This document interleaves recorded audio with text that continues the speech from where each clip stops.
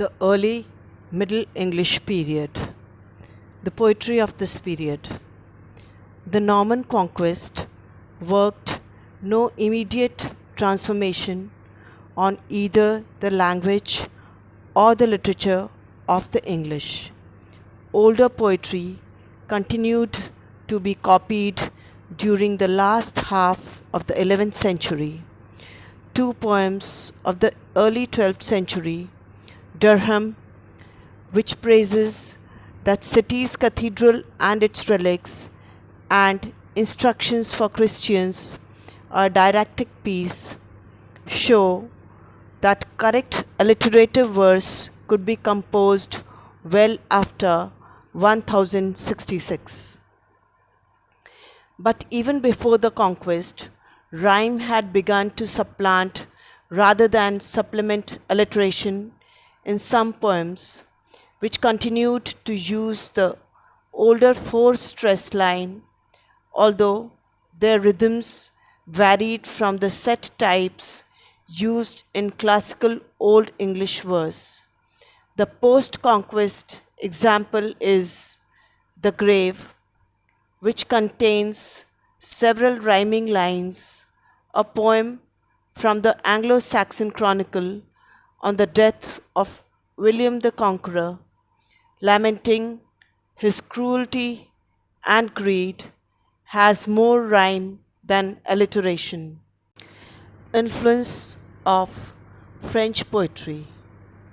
By the end of the 12th century, English poetry had been so heavily influenced by French models that such a work as the long epic Brut by Lavernon, written in 1200 century, a Worcestershire priest, seems archaic for mixing alliterative lines with rhyming couplets while generally eschewing French vocabulary. The Brut draws mainly upon Voice's Anglo-Norman Roman de Brut, written in 1155, based in turn upon Geoffrey of Monmouth's Historia Regum Britanniae, History of the Kings of Britain.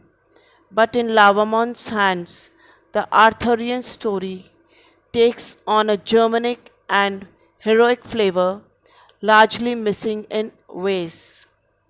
The Brut exists in two manuscripts, one written shortly after 1200 and the other some 50 years later.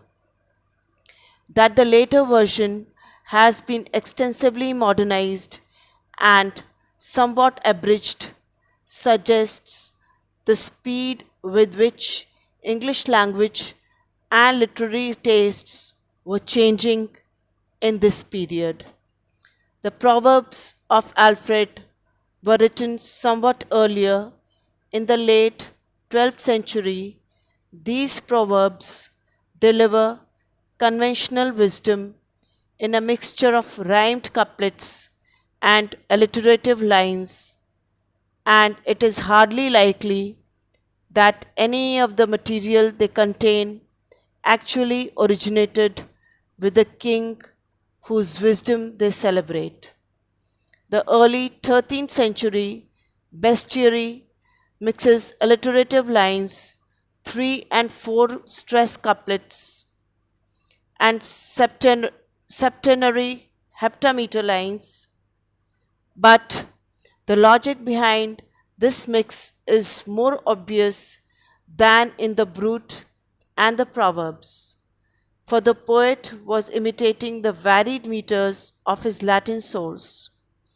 More regular in form than these poems is the anonymous Poema Morale in septenary couplets, in which an old man delivers a dose of moral advice to his presumably younger audience. By far, the most brilliant poem of this period is The Owl and the Nightingale, written after 1189, an example of the popular debate genre. The two birds argue topics ranging from their hygienic habits, looks, and songs to marriage, prognostication, and the proper modes of worship. The nightingale stands for the joyous aspects of life, the owl for the somber. There is no clear winner, but the debate ends as the birds go off to state their cases to one Nicholas of Guildford, a wise man. The poem is learnt in the clerical tradition, but wears its learning lightly as the disputants speak in colloquial and sometimes earthy language. Like the poema morale, the owl and the nightingale is metrically regular, that is, octosyllabic couplets, but it uses the French meter with an assurance unusual in so early a poem. Didactic poetry. The 13th century saw a rise in the popularity of long didactic poems presenting biblical narrative, saints' lives, or moral instruction for those untutored in Latin or French. The most idiosyncratic of these is the Ormulum by Orm, an Augustinian canon in the north of England, written in some 20,000 lines, arranged in unrhymed but metrically rigid couplets.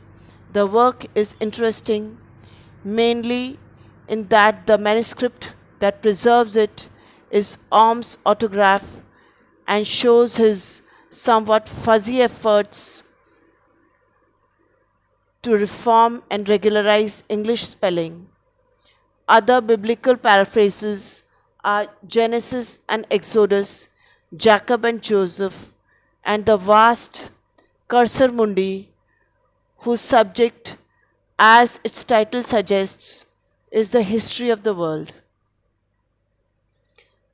An especially popular work was the South English Legendary, which began as a miscellaneous collection of saints' lives but was expanded by later redactors and rearranged in the order of church calendar.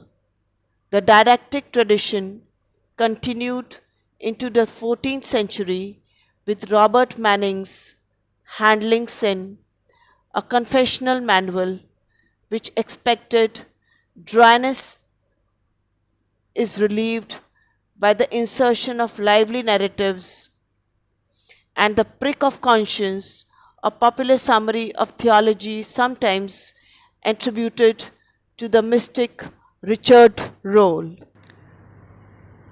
Verse romance. The earliest examples of verse romance, a genre that would remain popular through the Middle Ages, appeared in the 13th century. Kinghorn and Floris and Blanchefleur both are preserved in a manuscript of about 1250. Kinghorn, oddly written in short 2 and 3 stressed lines, is a vigorous tale of a kingdom lost and regained with a subplot concerning Horn's love for Princess Ramenhild. Floris and Blanchefleur is more exotic, being the tale of a pair of royal lovers who become separated and, after various adventures in eastern lands, reunited. Not much later than these is The Lay of Havelock the Dane, a tale of princely love and adventure similar to Kinghorn but more competently executed. Many more such romances were produced in the 14th century. Popular subgenres were the Matter of Britain, Arthurian romances such as of Arthur and of Merlin, and Wayne and Gavin, the Matter of Troy, tales of antiquity such as the Siege of Troy and King Alexander, and the English Breton lays, stories of otherworldly magic such as Lie Le Frini and Sir Orfeo, modeled after those of Professor Breton's storytellers. These relatively unsophisticated works were written for a bourgeois audience, and the that preserve them are early examples of commercial book production. The humorous beast epic makes its first appearance in Britain in the 13th century with The Fox and the Wolf, taken indirectly from the Old French Roman de Renard. In the same manuscript with this work is Dame Sirith, the earliest English fableau. Another sort of humor is found in The Land of Cockneying, which depicts a utopia better than heaven, where rivers run with milk, honey, and wine, geese fly about already roasted, and monks hunt with hawks and dance with nuns. The lyric. The lyric was virtually unknown to Old English poets. Poems such as Deer and Wolf and Edaweser, which have been called lyrics, are thematically different from those that began to circulate orally in the 12th century and to be written down in great numbers in the 13th. These Old English poems also have a stronger narrative component than the later productions. The most frequent topics in the Middle English secular lyric are springtime and romantic love. Many rework such themes tediously, but some convey strong emotions in a few lines. Two lyrics of the early 13th century, Miri, it is while summery last, and summer is ecumen in, are preserved with musical settings, and probably most of the others were meant to be sung. The dominant mood of the religious lyrics is passionate. The poets sorrow for Christ on the cross and for the Virgin Mary, celebrate the five joys of Mary, and import language from love poetry to express religious devotion. Many of the lyrics are preserved in manuscript anthologies, of which the best is British Library manuscript Harley 2253 from the early 14th century.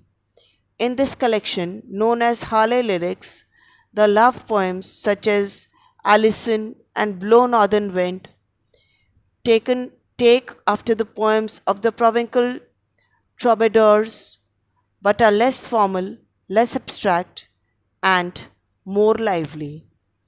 The religious lyrics are also of high quality, but the most remarkable of the Harley lyrics, The Man in the Moon, far from being love or religion, imagines the man in the moon as a simple peasant, sympathizes with his hard life, and offers him some useful advice on how to best the village Hayward, the local officer in charge of the town's common herd of cattle.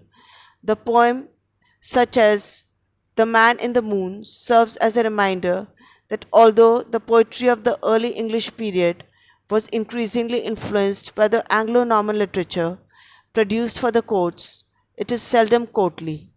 Most English poets, whether writing about kings or peasants, looked at life from a bourgeois perspective.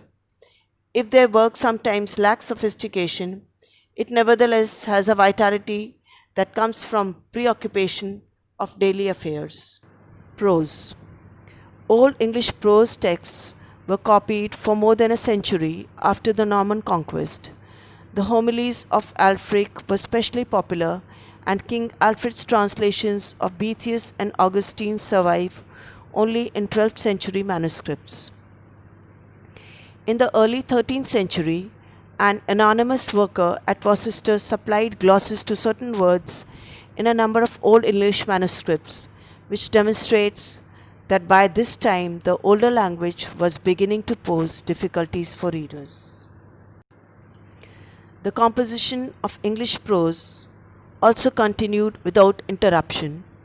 Two manuscripts of the Anglo-Saxon Chronicle exhibit very strong prose for years after the conquest, and one of these, the Peterborough Chronicle, continues to 1154. Two manuscripts of about 1200 contain 12th century sermons, and another has the workmanlike compilation Vices and Virtues, composed about 1200. But the English language faced stiff competition from both Anglo Norman and Latin, a language intelligible to speakers of both English and French. It was inevitable then that the production of English prose should decline in quantity if not in quality.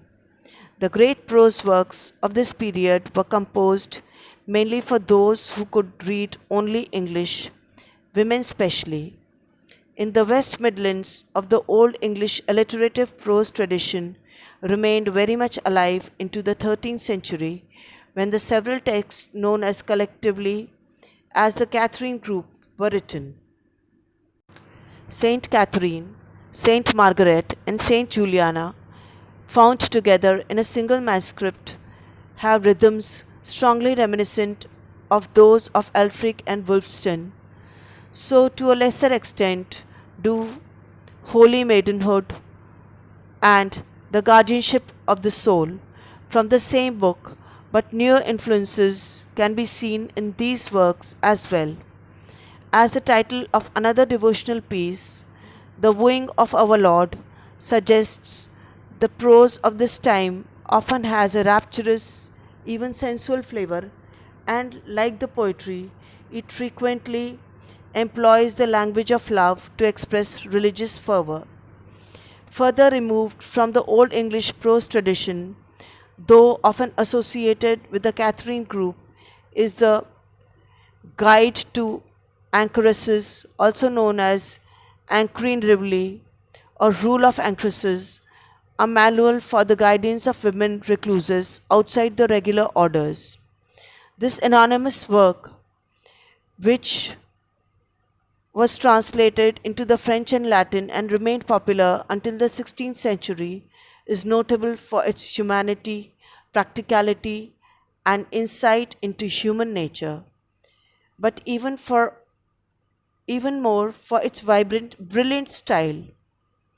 Like the other prose of this time, it uses alliteration as ornament, but it is more indebted to new fashions in preaching, which had originated in the universities, than to native traditions. With its richly figurative language, rhetorically crafted sentences, and carefully logical divisions and subdivisions, it manages to achieve in English the effects that such contemporary writers as John of Salisbury and Walter Map were striving for in Latin. Little noteworthy prose was written in the late 13th century. In the early 14th century, Dan Michel of Northgate produced in Kentish the Einbeit of Envit, which is prick of conscience, a translation from French. But the best prose of this time is by the mystic Richard Rolle, the Hermit of Hampole, whose English tracts include The Commandment, Meditations on the Passion, and The Form of Perfect Living, among others. His intense and stylized prose was among the most popular of the 14th century and inspired such later works as Walter Hilton's Scale of Perfection, Julian of Norwich's 16 Revelations of Divine Love, and the anonymous Cloud of Unknowing.